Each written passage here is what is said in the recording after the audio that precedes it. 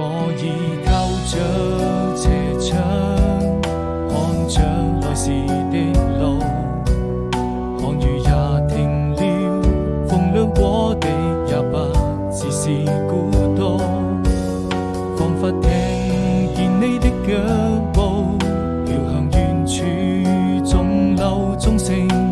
訴說着人們的思念，人在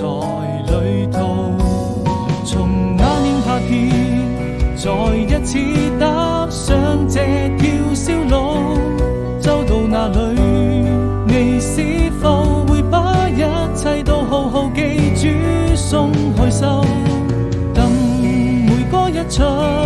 鮮花在你身邊翩翩起舞，那是送給你生命中最